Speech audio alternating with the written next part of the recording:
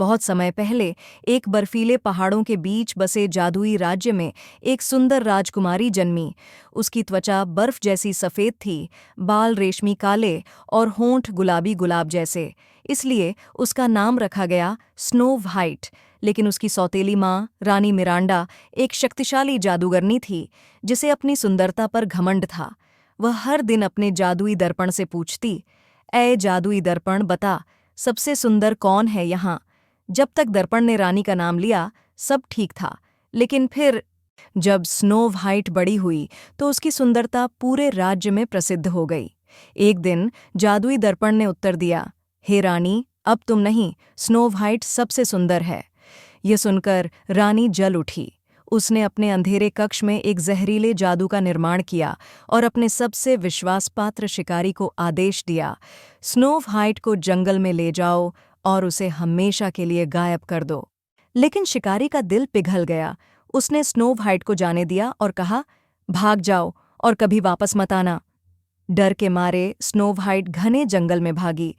अंधेरा होते ही चमकती जुगनू जैसी रोशनी उसे गहरे जंगल में छुपे एक जादुई छोटे से घर की ओर ले गई।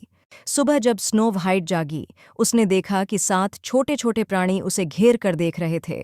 वे सिर्फ साधारण बौने नहीं थे, वे थे 7 जादुई बौने, जिनके पास अनोखी शक्तियां थीं। स्पार्की बिजली का जादू जानता था ब्लूमी, पेड़ पौधों को बढ़ा सकता था ब्रीजी, हवा से बातें करता था ग्लोवी, अंधेरे में चमकता था क्रिस्टल, बर्फ बना सकता था विवी, जानवरों की भाषा समझता था टिंकी, चीज़ों को गायब कर सकता था।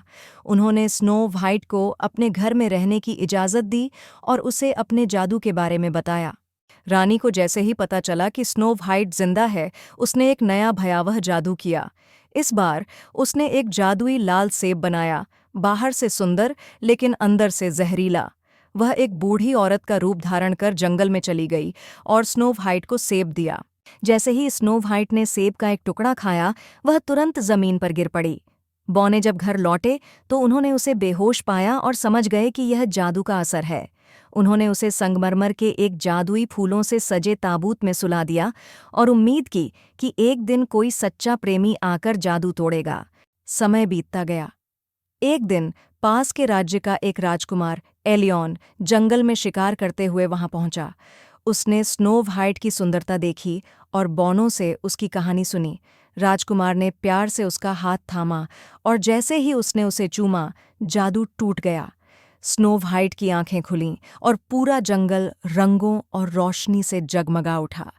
रानी का जादू खत्म हो चुका था और वह अपने ही दर्पण के अंदर कैद हो गई। स्नो व्हाइट और राजकुमार एलियन ने शादी की और जादुई बौने उनके महल में हमेशा के लिए रहने आ गए। अब राज्य में खुशी, जादू और प्रेम का राज था।